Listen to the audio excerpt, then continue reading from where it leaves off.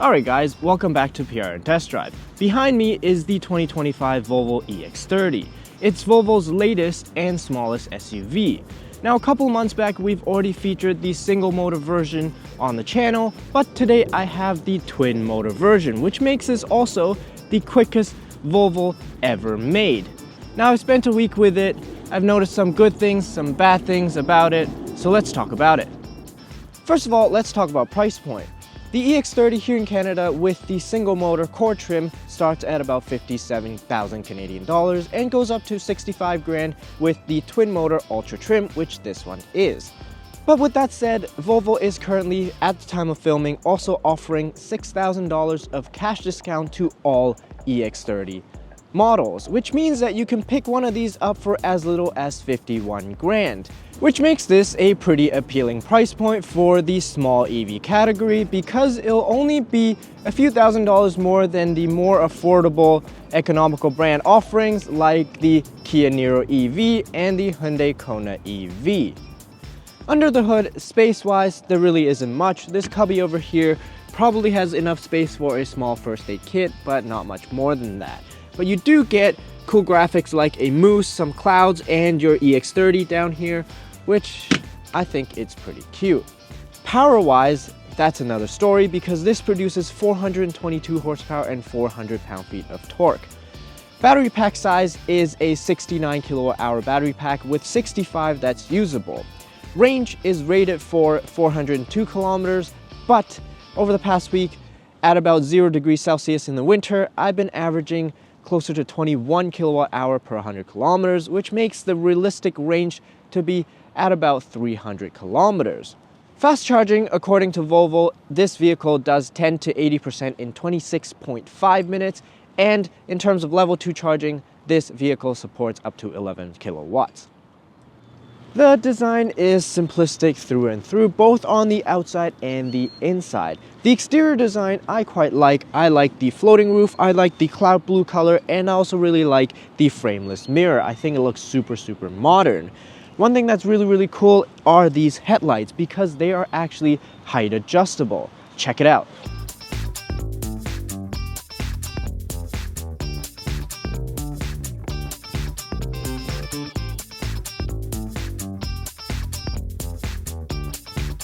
Okay, so here's the thing. You get a key card that you can tap on the B pillar to lock and unlock the car, and you also get a fob. But the key fob doesn't actually have any physical buttons on it, so it relies on keyless entry. By default, when you get close to the car, it unlocks, and you walk away from the car, it locks. But if you want to turn that feature off, or for some reason it's not working, there's only one keyless entry sensor, which is on the driver's door, which means that if you ever want to go over to the passenger side, unlock from the passenger side, you can't. You gotta walk over to the driver's side, unlock the door, and then go to the passenger side. Not great. A perfect example would be right now. I've got the key right here. I walk close. It doesn't unlock. If I go over to the other side, I have the key. I can't open the door. I gotta walk over here, use the sensor, unlock the door, and then go over to the other side. Trunk space, given that this is a small crossover, there isn't a whole lot, but I do think Volvo has made the most out of it. You can lower the trunk floor to increase the trunk depth, and you can also fold down the rear seats. However, the rear seat fold down mechanism is very unergonomically friendly. If you have the privacy cover here, it's inaccessible from the back, so you have to go over to the side. But then the button is oriented in such a way that it's really difficult to press with one finger. You either have to do it as a two-hand job, or you sort of have to reach in with the thumb and push it down towards yourself and then pull towards yourself as well. Not the best.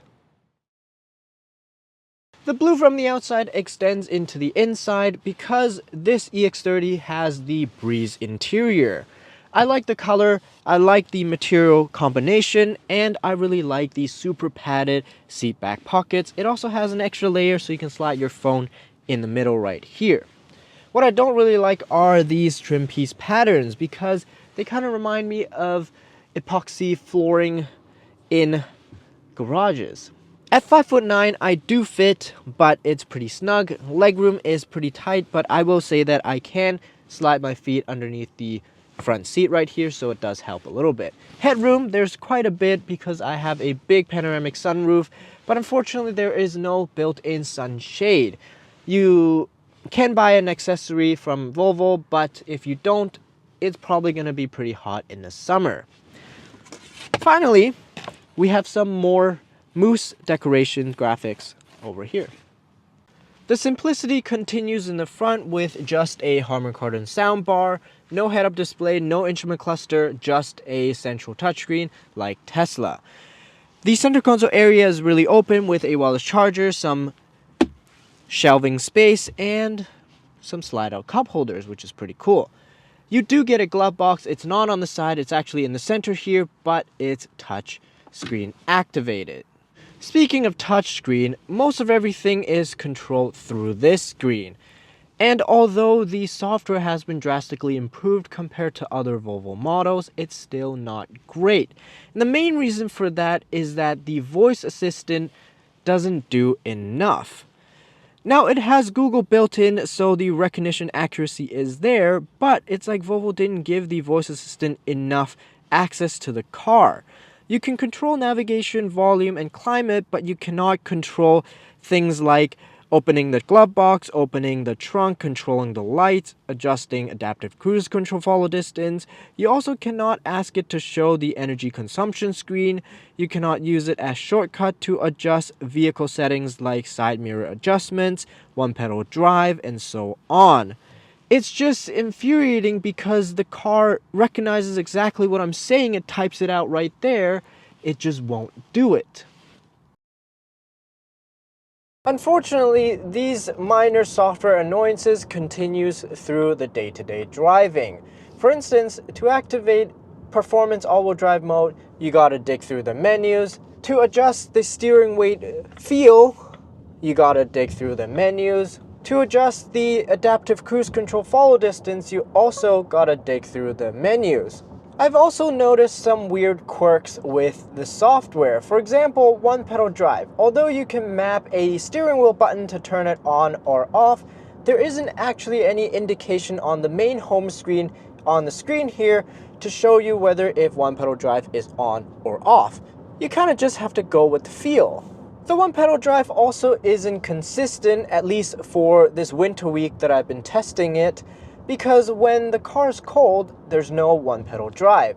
You get sort of more and more one-pedal drive braking as the car warms up, but it takes a pretty long time. This week, it's been about 0 degrees Celsius across the board, and it took about an hour for me to start feeling regen braking, well, from the one-pedal drive braking at highway speeds. So more often than not, I end up checking it in the screen here to see whether if one-pedal drive is on or off, which kind of defeats the purpose of having a physical button for it. Oh, and one more thing about the one-pedal drive. If you decide to turn on all-wheel drive performance mode, then one-pedal drive doesn't work. However, the weird thing is that on the settings page, the one-pedal drive still shows that it's on, which, in my opinion, is very misleading. Another good example of weird software quirks would be the lane change assist. Somehow, it defaults to off every single time I start the car. And so I have to go into the menus and manually turn it back on every time. The lane change assist also doesn't work all the time. Sometimes it just doesn't detect the space next to you even though you have it, and sometimes it would cancel midway through a lane change and pull you back to the original lane, even though there is plenty of space around.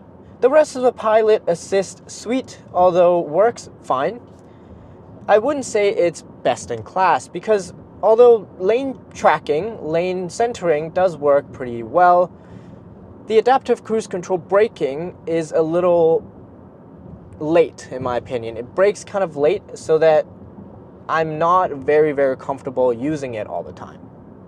Alright, we've discussed a lot about the not so great parts about this EX30, but what about some good parts? First of all, it's so quick. Oh my goodness. It does 0 to 100 kilometers in 3.6 seconds, making it the quickest Volvo to 100 kilometers an hour ever made. 3.6 seconds is also faster than what a lot of AMGs and M cars would be able to do, so off the line, you don't even have to worry about it. Nobody will beat you, basically. Steering is quite light, but handling dynamics is actually really good. Turn-ins are pretty sharp, and the car feels very nimble. You also get a lot of good visibility out of these windows here, so that's great. Ride quality is on the firmer side in my opinion, but it's damped very, very well, so the tuning on the suspension is good.